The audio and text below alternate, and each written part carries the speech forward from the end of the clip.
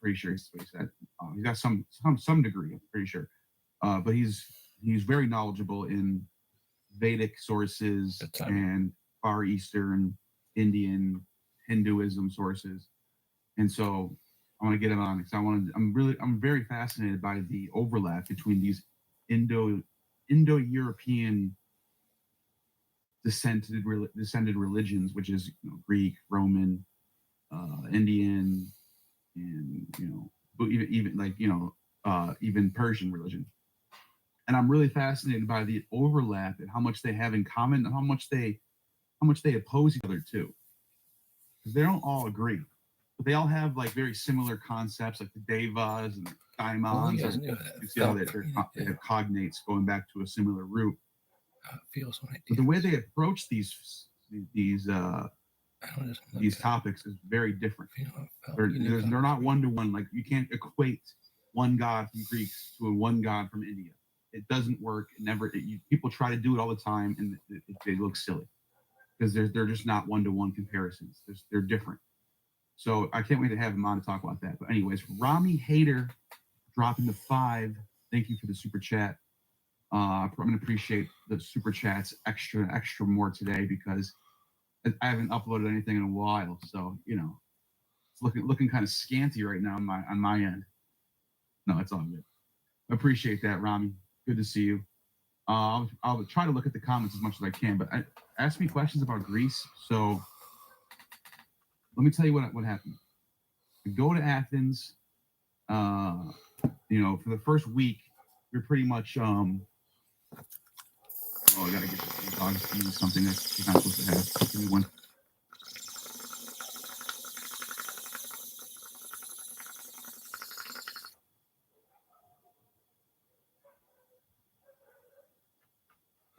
All right, so we go to Greece. I get to Athens. For the first week, we stayed in the Athens area. So the first week we hit the Acropolis, we hit the Areopagus, we hit the Socrates jail, we hit the Lyceum, we hit all the spots that are in Athens. We hit every big spot you could think of, the Roman Agora, the Greek Agora, the Temple of Hera, Temple of Nike, Athena, anything you could think of, we did that. And Athens has in the city of Athens was done, including driving an hour to Sunion to capture the Temple of Poseidon. Actually, I have a video of that. I'll show you that right now. Just give you a quick little. I can't show you all my videos because they're all such huge files. I did everything in 4K. A lot of it was ProRes HQ. So if it's not uploaded onto my computer, and I try to play it through the actual card, it's just going to flag like crazy. But I did end up. I was able to upload Sunion. So let me show you this. Of the stormy rain. Let me show you my. Here we go. Holds thy water rain. Oh, I just clicked out of it. Here we go. It's a cool bike. So this is like rough. This is not like edited yet. This is like rough. Some of the shots that I took. Here we go. So this is a shot that I took when it was super windy. You can see there's like dirt going into my camera because it was so windy out. And it was like I was trying to get a good shot and it was just too windy. So this one was pretty good. At Cape Sunion, where legend has it that Theseus returned in his ship, but failed to put up the white sails. So his father, Aegeus, jumped down to his death. So I got to fix that. I have a lot of editing to do here. You can see me pausing and thinking about what I want to say. I'm going to fix all that and I'm going to edit that and fix it up. But I told the story about Sunion. Here's some more B-roll of Sunion as its Temple of Poseidon. This is like premium B-roll that I got. And then obviously the shot that I took this out of on my camera. This is the sunset and Sunion. It's a time-lapse video that I took. So, okay, that was that. What else did I do? So I went to Sunion, hit that, Temple Poseidon. The next day, we went to Delphi. Delphi was my favorite place out of the entire trip. when I was in Delphi, I couldn't believe how beautiful it was. That was why I had to record, or I had to go live when I was there. I went live in Delphi with my iPhone and no good microphones because I was like, this is too beautiful. I got to jump on live. And that Delphi was just so mind-blowingly beautiful. Just like it's like you're out in the country, everything's green and luscious, the trees look amazing, the columns are beautiful, the way that the what is it called, it's like a bank. There was like a bank there, the way the treasury was still preserved was so gorgeous. You could see where the tripod was, where the Pythia stood, and then when you go all the way up the hill, there's what I didn't even know existed. I knew about the Delphi theater, but I didn't know that when you keep going up Delphi, there's a whole stadium up there, a whole Olympic style stadium up there, gigantic stadium where they did like racing and stuff, horse racing. So I have all that footage. I'm gonna make a whole video on that. I have a whole documentary written about ancient Greece, about the takeover of Christianity, about the Renaissance, and all the misconceptions that we get from a lot of pop scholars like Tom Holland, for example, that portray this narrative that once upon a time the world was in darkness under paganism.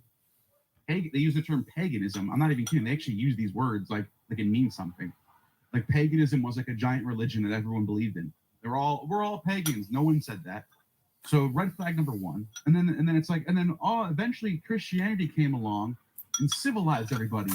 And they brought us hospitals. They brought us charity, and they brought us the equality of all people. And they saved the world from this horrible, dark, orgiastic, cannibalistic way of life that the Greeks had beforehand. So my documentary is kind of focused on like things that we take for granted that we still have part of our culture today, that the Mediterranean world, even beyond just Greece, talk about the whole Mediterranean world understood these things.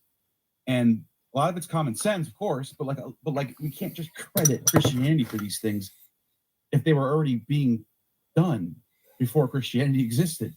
So that's one of the main themes of the documentary. I have 6 people who I interviewed in Greece. One of them is Bexis, that you all know about, who I've showed you. I could play that clip actually real quick. And then, nice super chat just came in. Thank you, Andre, with 100. Can you talk more about the vibes and impressions that you got when you were in Greece? This is a great question. Let me play this clip real quick of Bexis. And then then this is a good segue into your question. So just hold on to this thought for 1 second. I want to play this clip. Some of you saw this on my Twitter. I think I made a short out of this clip as well, but I'm going to just play it again. For anyone who has not seen this, this is just a promo of the documentary, basically. What is your message? So let me play this again. What is your message to the people out there that are trying to stop you? I'll just tell you one thing. Gods decide. Because this land is watered with the blood of heroes, with the blood of Greeks who believed in these gods. We do not concern ourselves with you. Do not concern yourselves with us either.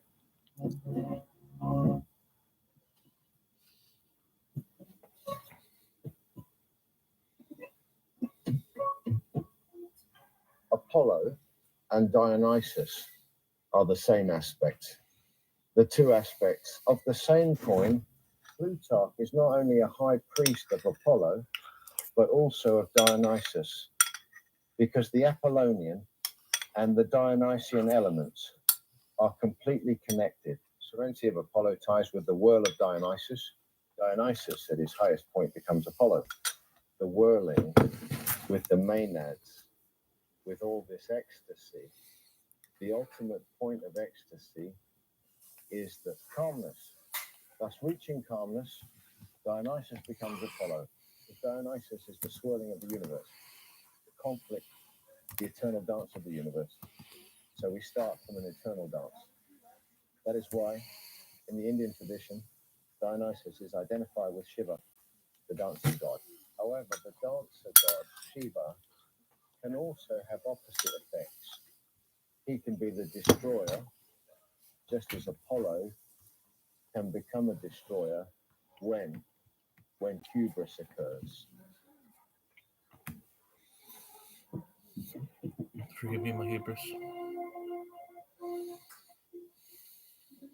All right, so Oh, shining one. And good answer. Forgive me my hubris. Abel, who knows the true path that leads to victory, with tears of compassion tried to stop him, telling him the plan of redemption. Turning his back, Cain went thwarted. Angered for not finding by his family no support for your noble mission, Adam and Eve, accompanied by Abel and his two daughters, sadly followed him, begging to stay. But he went forward in his steps down the hill, plunging that menacing jungle that separated them from paradise. The evening reached Cain already far from home, that forest dangerous and hostile. The darkness brought fear to his heart. Already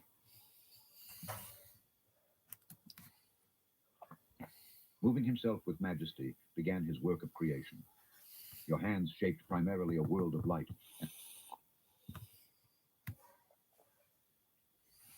The Book of Melchizedek, King of Righteousness.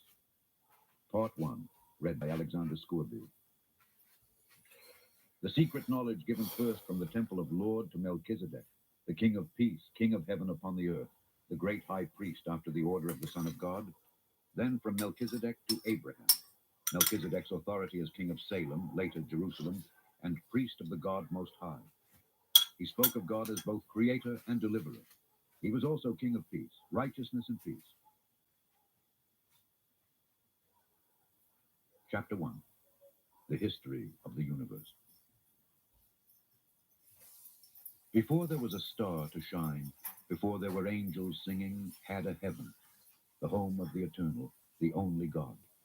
Perfect wisdom, love and glory, the eternal lived in eternity before achieving his beautiful dream, the creation of the universe. The countless beings that comprise the creation were all conceived with great affection. Since the inner atom to gigantic galaxies, all deserved his supreme regard. Music lover, God conceived the universe as a great orchestra. Under his rule should vibrate harmonious chords of justice and peace. For every creature, he has composed a love song. The Lord was very happy because his dreams were to be realized. Moving himself with majesty, began his work of creation. Your hands shaped primarily a world of light, and on it a mountain blazing over which would forever be executed the throne of the universe. The sacred mountain called Yahweh. From Zion, base of the throne, the Eternal did squirt a crystal river to represent the life of him would flow to all creatures. As the throne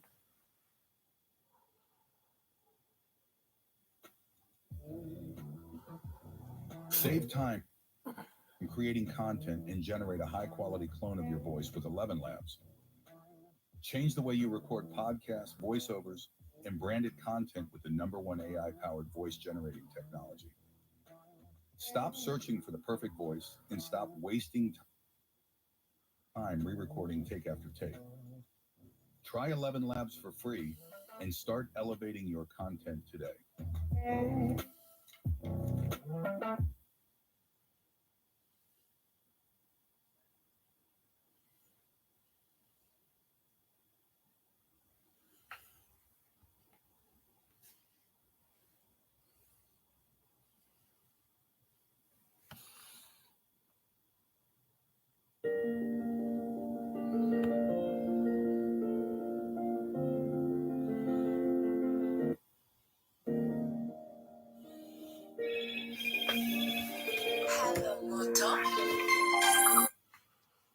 Hello? Sorry, kind of hitting you with a bunch of my realizations as the and throne stuff, room but I created do a want to beautiful hear paradise that stretched about for how hundreds you of miles feel around about the Mount Zion what called you've the Paradise, uncovered.